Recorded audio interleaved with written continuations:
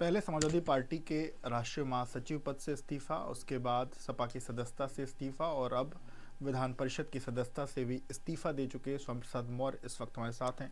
सोमप्रसाद मौर्य जी, क्या कारण रहे कि एक हफ्ते में इन तमाम पदों से आप इस्तीफा दिए चले आ रहे हैं और आज आपने विधान परिषद की सदस्य से भी इस्तीफा दे दिया? पहली बात तो मैं स्पष्ट कर देना चाहता हूं, राजनीति में पद माने नहीं रखता है। राजनीति विचारधारा की होती है। जब विचारधारा का कत्लेआम होता है तो राजनीति अपने आप मर जाती है। समाजवादी पार्टी में सम्मिलित होने के दिन से लेकर आज तक मैंने जनधार बढ़ाने की लगातार कोशिश की, यहाँ तक कि मेरे आते ही बड़े पैमाने पर जनधार बढ़ा भी। जिस वर्ग समाज का वोट कभी नहीं मिलता था उनका भी वोट मिला। उसका नतीजा हुआ कि 2022 चुनाव के पहले जिस समाजवादी पार्टी के पास मात्र 45 विधायक थे, 2022 के बाद उसके पास 111 विधायक हो गए। लेकिन कुछ वहां स्वयंभू नेता बैठे हुए हैं। कौन जैसे? जो समाजवादी पार्टी की खटिया खड़ी विस्तार गोल करने में लगातार लगे रहते हैं। समाजवादी पार्टी पर वो ग्रहण बन के बैठे हुए हैं। उनका कद प्रतिष्ठा राष्ट्रीय अध्यक्ष से भी बड़ा है। अच्छा। जिनको न डांट सकते हैं न उन पर अनुशासनात्मक कार्रवाई कर सकते हैं। अच्छा। और जब तक वो रहेंगे तब तक समाजवादी पार्टी का इसी प्रकार से बंटाधार होता रहेगा। इसलिए अब तय करना है समाजवादी पार्टी के राष्ट्रीय अध्यक्ष को कि समाजवादी पार्टी किस तरफ ले जाना चाहते हैं। तो क्या आपने अखिलेश जी से इस दौरान सारी बातें हो चुकी हैं। 12 फरवरी को बैठ करके 1-to-1 भी बात हुई है। 13 फरवरी को उन्हीं सब बातों पर मैंने पत्र के माध्यम से भी उनको पुनः अवगत कराया है। तो 1-to-1 बातचीत 13 तारीख को पत्र देने का मकसद मात्र यही था कि केवल हम और राष्ट्रीय अध्यक्ष ही न जाने की क्या बात हो रही है, प्रदेश और देश के कार्यकर्ता भी जाने, इसलिए मैंने उसको सार्वजनिक भी किया। लेकिन उसके बावजूद किसी प्रकार का उत्तर प्रत्युत्तर न आना इस बात को सूचित करता है कि उनको विचारधारा से, पार्टी जनधार से कोई लेना देना नहीं है। वो पार्टी शौकिया चला रहे हैं और इसीलिए आज मैंने प्राथमिक संस्था से भी इस्तीफा दिया। और प्राथमिक संस्था से इस्तीफा देने के बाद मैंने अपने नैतिक जिम्मेदारी समझी, इसलिए नैतिकता के आधार पर मैंने विधान परिषद की संस्था से भी इस्तीफा देने का पत्र माननीय सभापति विधान परिषद को भेज दिया। ये देखा जा रहा है, जिस दिन समाजवादी पार्टी कार्यालय में पूजा पाठ हुई, जो केदारेश्वर महादेव का मंदिर बन रहा है उसका शिला यहाँ आई थी, उसके बाद पूजा पाठ हुई, उसके बाद ये सब कुछ देखने को मिला। आप कहीं ना कहीं धार्मिक अलग अलग विषयों पर अलग अलग टिप्पणियां भी करते रहे हैं। उन विषयों को लेकर के कई बार निजी बयानबाजी जैसी चीजें भी कही गई। तो क्या जो पूजा पाठ हुई उस बात से कोई आपत्ति है? देखिए, ये तो इत्तेफाक है कि जिस दिन पूजा पाठ हुई मैं उस दिन चंदौली में था कार्यक्रम में जी। तो पूजा पाठ के विषय में ना हमें जानकारी थी और न पत्र में इसका कोई जिक्र है जी। पूजा पाठ को मैं लोगों को व्यक्तिगत श्रद्धा का मामला समझता हूँ जी। इसलिए किसी की पूजा पाठ पर और किसी की पूजा पद्धति पर हमें किसी प्रकार का कोई एतराज नहीं था, नहीं है, न था, न है। हम सभी धर्म और धर्मावलंबियों का स्वागत और सम्मान करते हैं। लेकिन हाँ, इतना जरूर है कि शुरुआती दौर में मैंने नेताजी मुलायम सिंह यादव के साथ भी राजनीति की है जी। हमने लंबी राजनीति में देखा कि मुलायम सिंह यादव जी यद्यपि हनुमान जी के बड़े अनन्य भक्त थे जी, घर में पूजा करते थे, लेकिन अपने सार्वजनिक जीवन में मुख्यमंत्री रहे हों, नेता विदल रहे हों या पदाधिकारी रहे हों, कभी किसी मंदिर में जाते हुए उनको नहीं देखा। लेकिन आज के जो समाजवादी पार्टी के उत्तराधिकारी हैं जी, वो हर वो काम कर रहे हैं जो नेताजी मुलायम सिंह यादव नहीं करते थे। मतलब नेताजी के पद से स्वाभाविक रूप से चिन्हों से वो समाजवादी रास्ते से हटकर कहीं न कहीं आज समाजवादी पार्टी चल रही है। मतलब पूजा पाठ नहीं होनी चाहिए, पार्टी काले में नहीं होनी चाहिए, घर पे करें, घर पे करें, उनका अपना श्रद्धा का मामला है। लेकिन पार्टी काले में तो हमने आज तक बीजेपी को भी किसी देवी देवता भगवान की पूजा करते नहीं देखा। ये तो बीजेपी से भी आगे बड़े पुजारी हो गए, जो अनोखी बात देखने को मिली, जो समाजवादी संस्कृति में इसके पहले कभी नहीं थी। तो कहीं ऐसा तो नहीं जो 2024 का चुनाव, उसमें भाजपा एक तरफ जो अपने आप को राम भक्त बता रही है या राम को लेकर के राम मंदिर बना, उसमें तमाम जो अपना योगदान गिनाती है, तो कहीं ना कहीं उसकी काट निकालने के लिए अखिलेश यादव ने ऐसा किया हुआ? अब वो क्या हुआ क्या नहीं हुआ, इसका उत्तर तो सही मायने में अखिलेश जी ही दे पाएंगे, क्योंकि किस भावना से किया, वो भावना बेहतर तरीके से उसका उल्लेख अखिलेश जी कर सकते हैं। मैं चूंकि मौके पर था भी नहीं, इसलिए इसके विषय में न जानकारी है, न कोई टिप्पणी करने का पक्षधर हूँ। सांसद मौर्य जी, आप बहुजन समाज पार्टी में भी रह चुके हैं, भारतीय जनता पार्टी में भी रह चुके हैं, समाजवादी पार्टी से अभी अभी आपने इस्तीफा दिया है, अब राजनीति किस तरफ?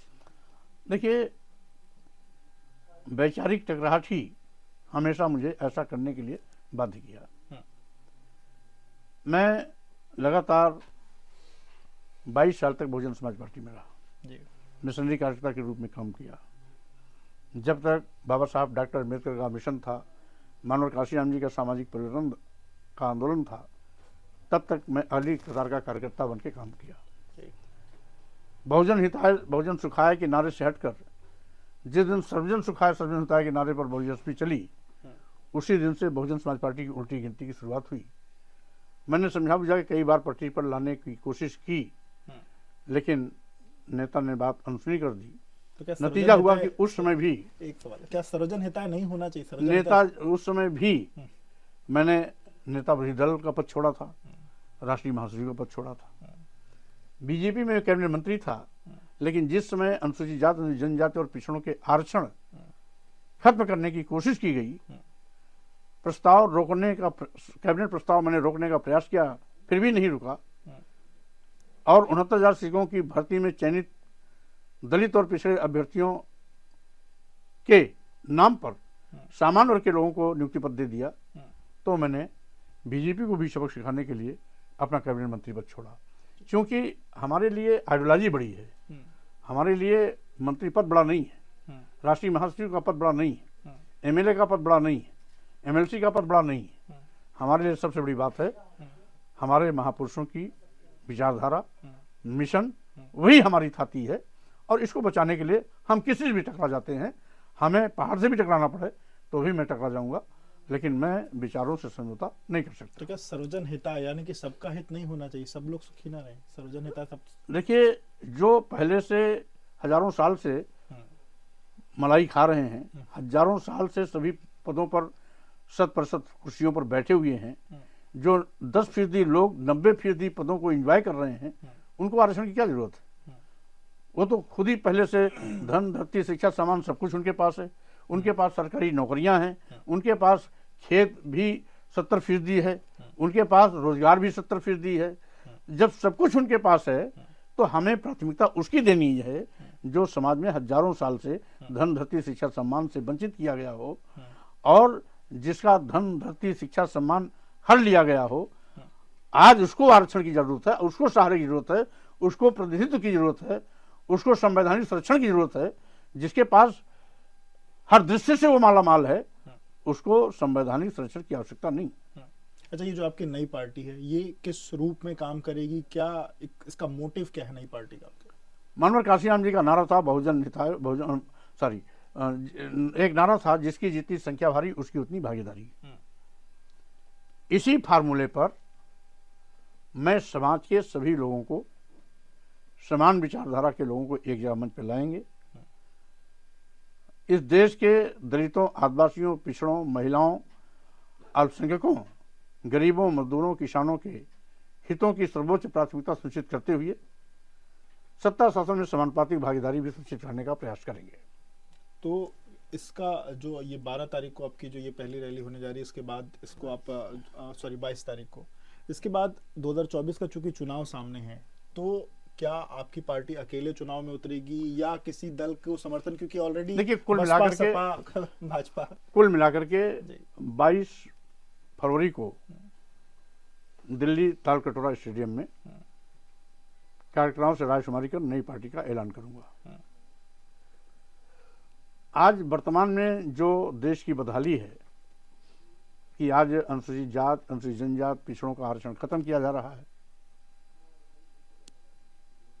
देश के नौजवानों को बेरोजगार बनाया जा रहा है।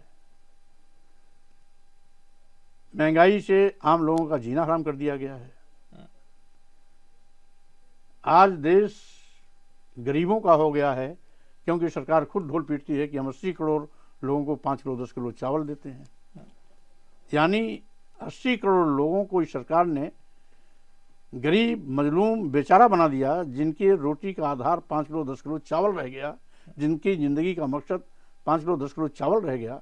तो स्वाभाविक रूप से आज देश बर्बादी की ओर है। यही नहीं, आज किसानों पर लाठियां भाजी जा रही हैं, रास्ते में कील कांटे बिछाए जा रहे हैं, दुश्मनों जैसा व्यवहार किया जा रहा है।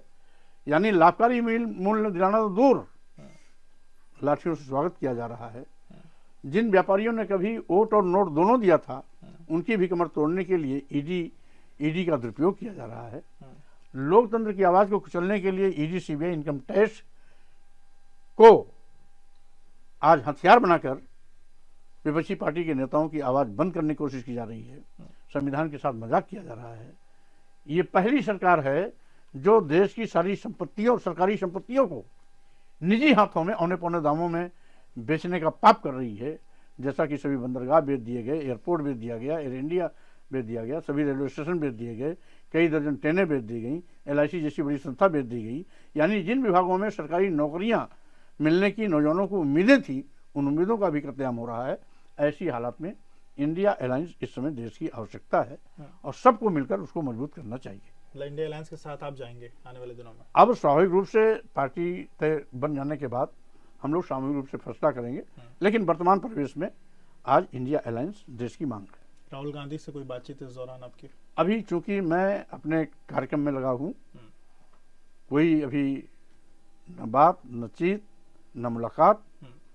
पार्टी बनने के बाद हर चीज की होगी शुरुआत।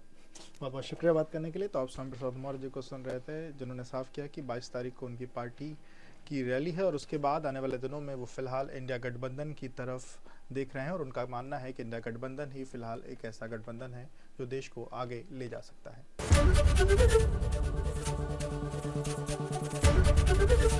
ABP गंगा, खबर आपकी, जुबान आपकी।